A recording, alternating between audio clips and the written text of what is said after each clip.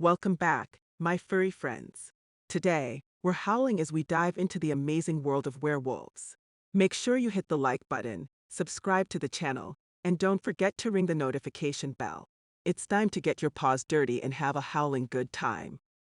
The appearance of werewolves can vary depending on the culture and mythology they come from. There are some common characteristics that are often associated with these mythical creatures. In their human form, werewolves typically appear as regular humans, but with some subtle differences that could hint at their true nature. They may have unusually sharp or feral-looking features, such as a prominent brow ridge, a snarling expression, or a wild, unkempt appearance. Some stories describe their eyes as glowing, reflecting their inner animalistic nature. However, it's their transformation into a wolf-like creature that really sets werewolves apart. During the full moon or when provoked or angered, they can undergo a painful transformation, their body contorting and stretching as they grow fur, and their bones shift to accommodate a quadrupedal form. The resulting creature is often depicted as a scary hybrid between a human and a wolf. They have a muscular, wolf-like body covered in fur, with sharp claws and teeth that can rip through flesh with ease. Their eyes remain glowing and their senses become heightened, allowing them to track prey with ease. The appearance of werewolves is designed to evoke fear and intimidation, combining the strength and ferocity of a wolf with the intelligence and cunning of a human. Let's take a journey through the history of werewolves, from their earliest origins to their modern-day depictions in popular culture. Along the way, we'll explore the myths and legends surrounding these mysterious creatures, as well as the real-world phenomena that may have inspired them. Our story begins in ancient Greece, where the myth of the werewolf first emerged.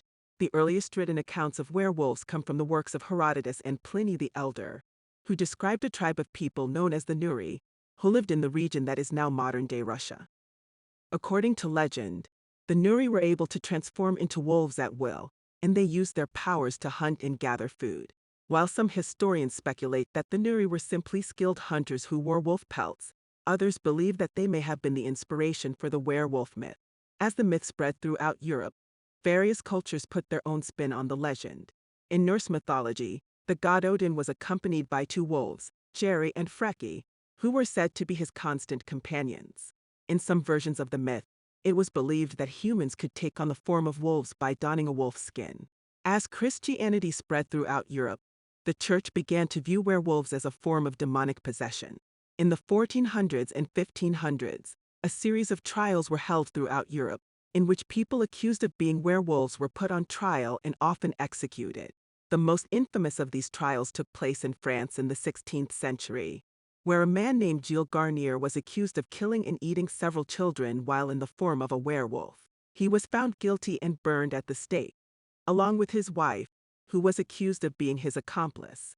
While modern historians believe that Garnier may have suffered from mental illness, at the time, many people believed that werewolves were real and that they posed a significant threat to society. In the 1700s and 1800s, the werewolf myth began to take on a new life in literature. One of the most famous examples is the short story, The Wolfman by Clemens Brentano, which tells the story of a man who becomes a werewolf after being bitten by one.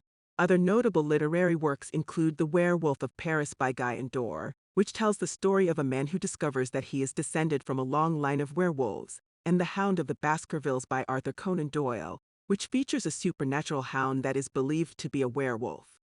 In the 1900s, werewolves began to appear in film and television.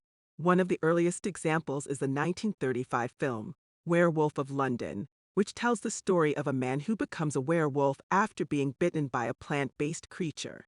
In the 1940s and 1950s, werewolves continued to appear in horror films, often portrayed as savage monsters that scared the crap out of people in small towns and villages. However, in the 1980s and 1990s, werewolves began to take on a more sympathetic portrayal, with films such as An American Werewolf in London and The Howling, portraying werewolves as tragic figures struggling to control their inner beast. In the 2000s, werewolves continued to be a popular theme in film and television. The Underworld franchise featured a war between werewolves and vampires, while the Twilight series included werewolves as a rival supernatural species to the vampires. In recent years, werewolves have also appeared in popular TV shows like Teen Wolf and The Originals. While werewolves may be purely mythical creatures, there are some real-life phenomena that may have inspired the legend. One example is hypertrichosis, a rare genetic condition that causes excessive hair growth all over the body, giving the affected person a wolf-like appearance. There have also been several documented cases of individuals who believed themselves to be werewolves and exhibited behaviors associated with the legend, such as a heightened sense of smell and a fascination with the moon. The weakness of werewolves to silver is a common trope in werewolf mythology, and it is often said that contact with silver can cause serious harm or even death to a werewolf.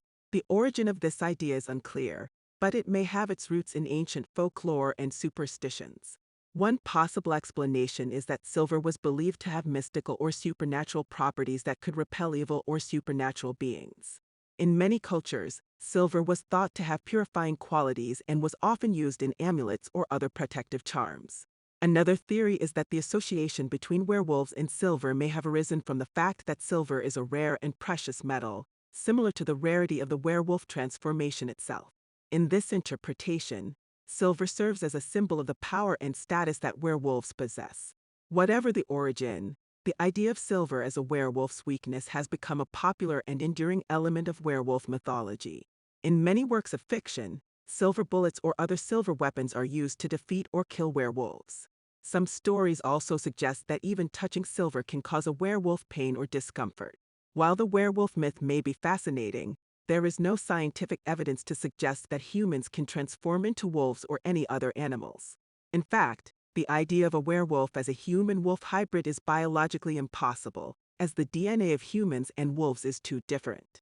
However, the werewolf myth has persisted for centuries, captivating audiences with its mix of horror and romance. Whether you believe in the existence of werewolves or not, there's no denying that they hold a special place in our collective imagination. In conclusion, the myth of the werewolf has been a part of human folklore for thousands of years, inspiring countless stories, legends, and myths. From their early origins in ancient Greece to their modern-day portrayals in film and television, werewolves continue to capture our imagination and keep us entertained. And who knows? Maybe there is a little bit of werewolf in all of us, just waiting to be unleashed under the light of the full moon. But until then, let's just stick to enjoying the myth and the occasional howl at the moon. Well, that's all for our howling good time exploring the world of werewolves. Whether you're a fan of the Twilight series or just enjoy the occasional howl at the moon, we hope you had a blast learning about these legendary creatures.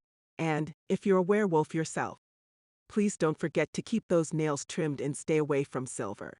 As always, don't forget to like, subscribe, and hit the notification bell so you never miss out on any of our future videos about myths and legends.